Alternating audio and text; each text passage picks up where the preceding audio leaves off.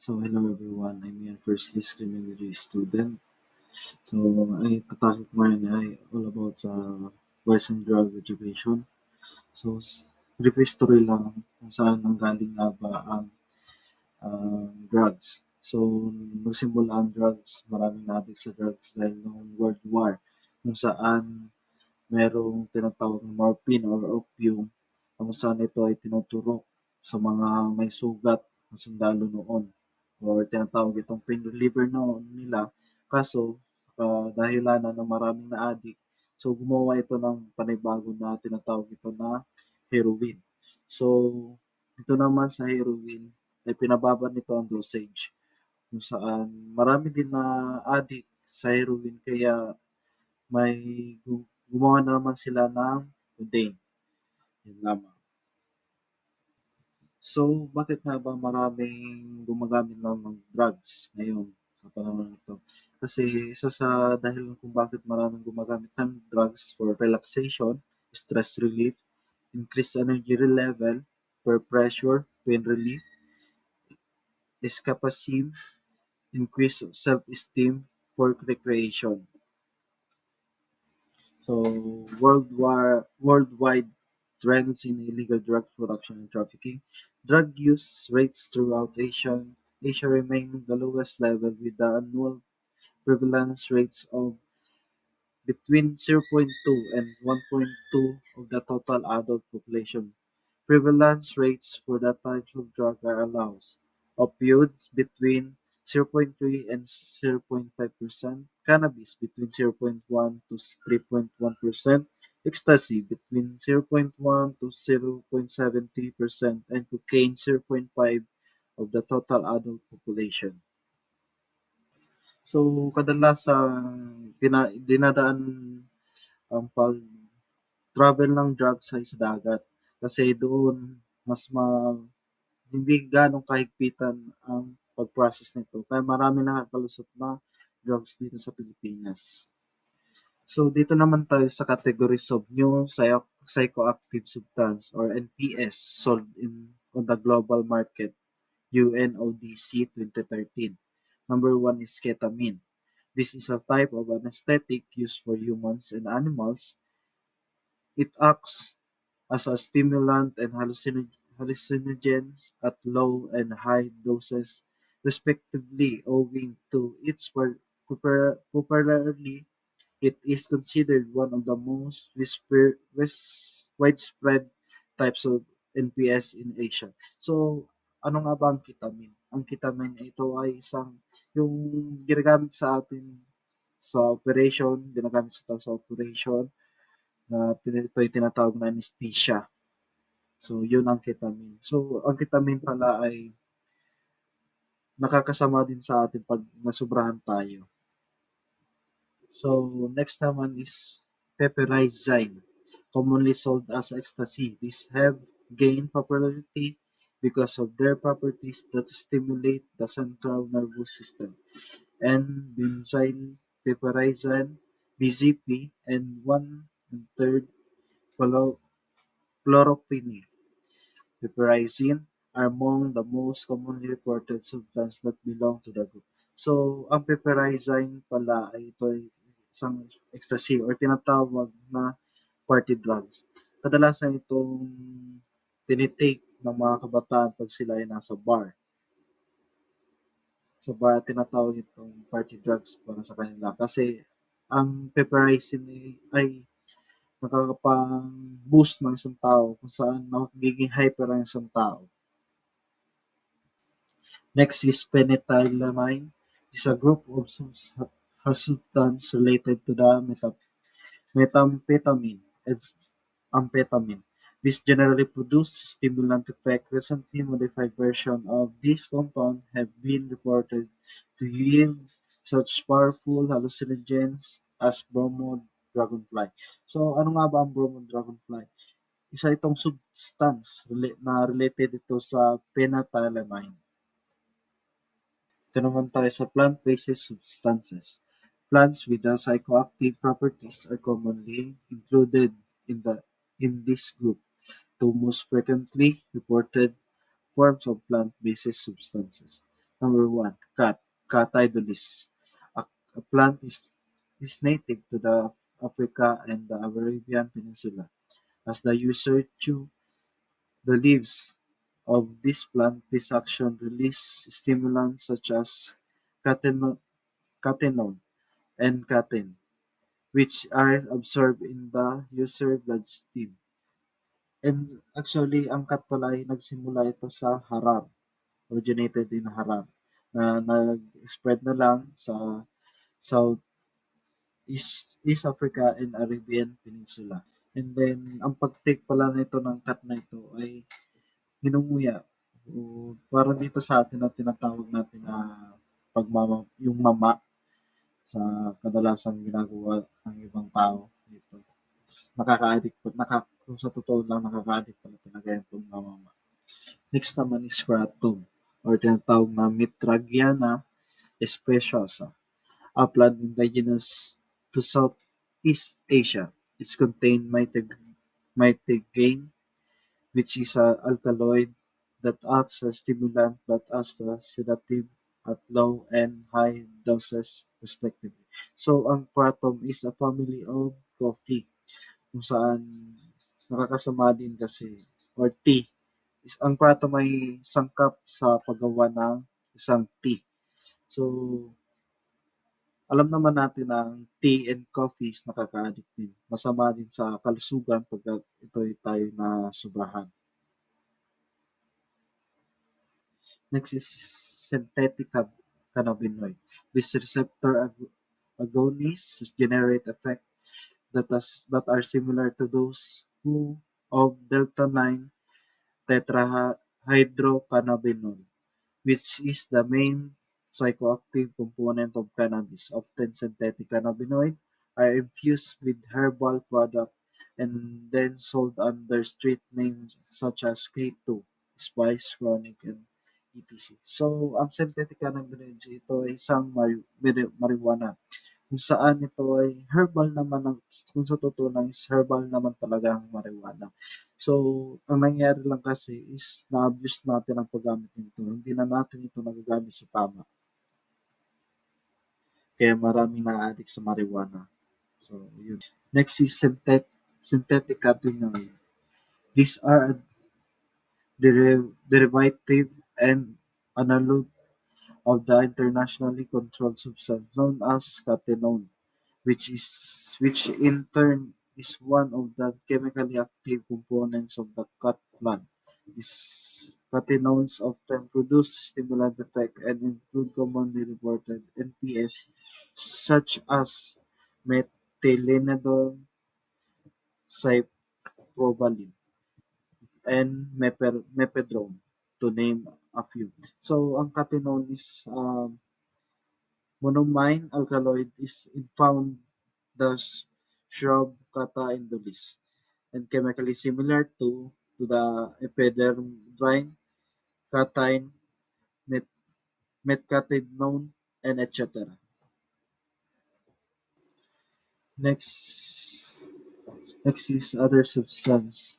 Those classified as other substance included aminoidans, which act as stimulant and typhotamines, and phencyclidine type substance which act as hallucinogen.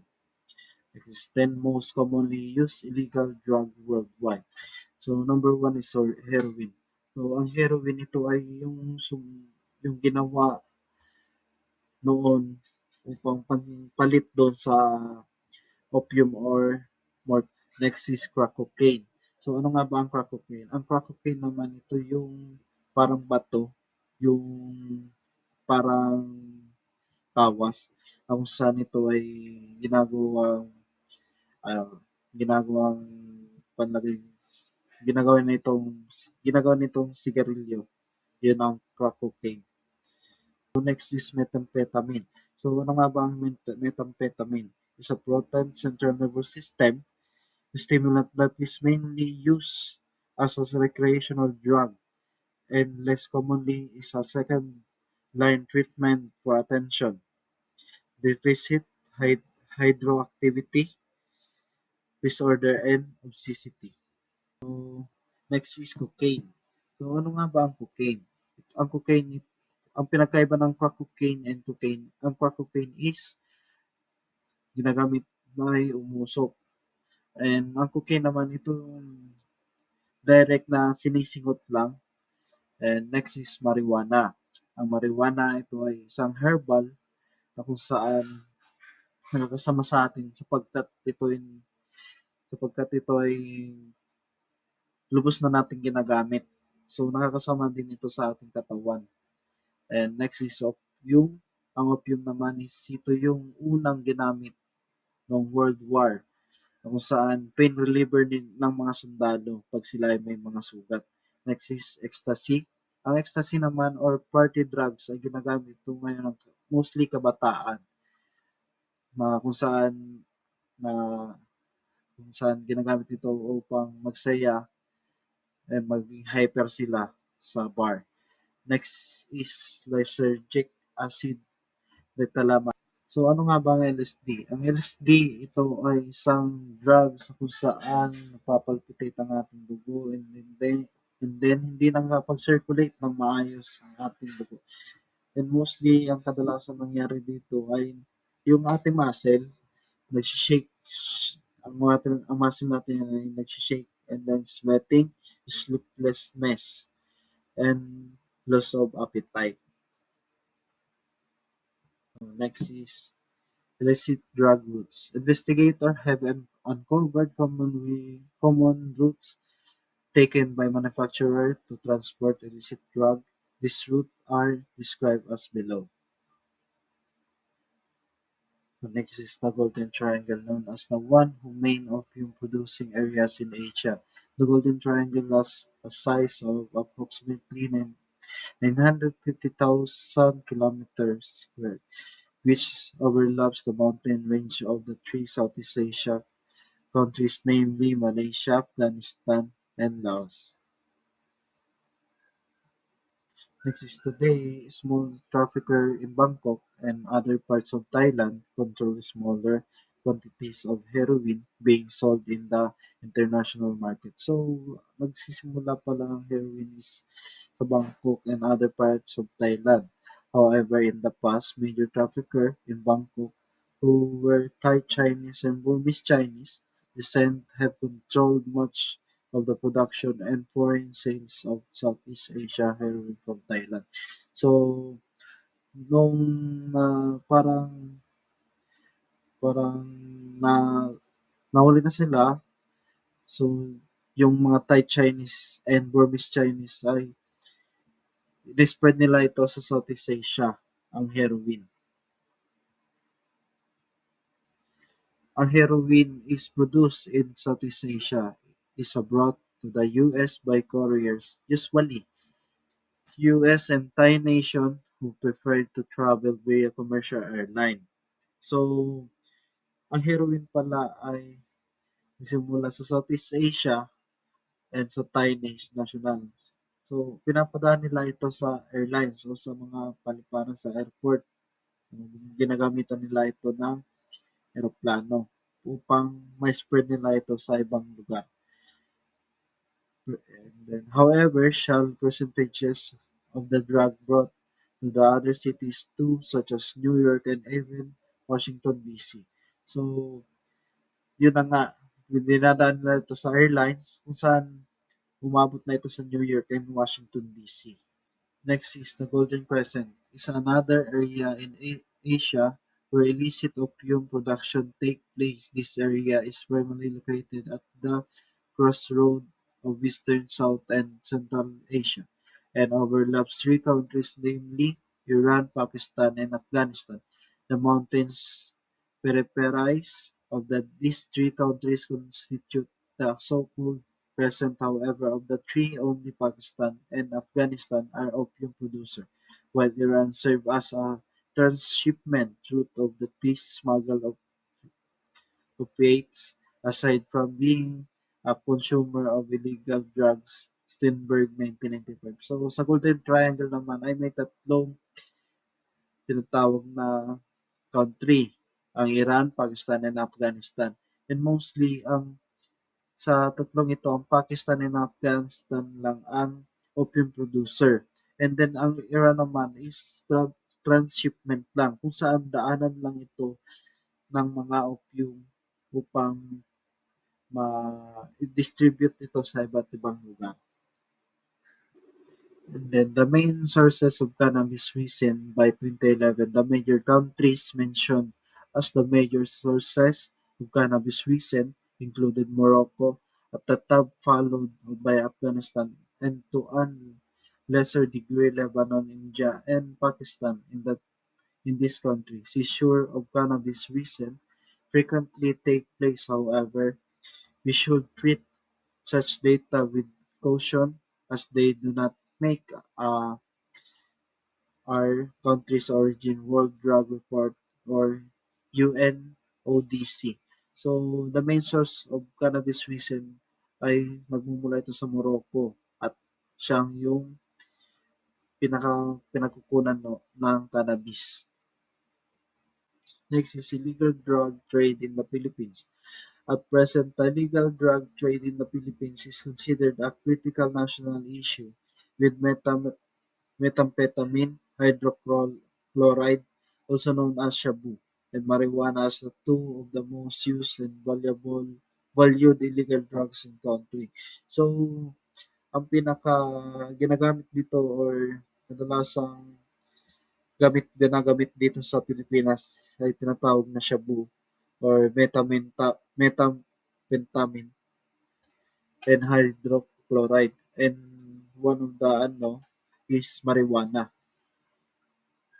So, marijuana production. The Philippine Drug Enforcement Agency or PDEA reported that the mountainous part of Luzon, Visayas, and Mindanao are very viable marijuana cultivation zone. Marijuana created within the local distribution of marijuana has increased since 2012 despite the destruction of illegal marijuana plantation throughout the country. So, ang marijuana ay lahat dito sa Luzon, Visayas, at Mindanao ay maraming gumagamit nito. Maraming addict dito sa atin ng marijuana sa Luzon, Visayas, at Mindanao.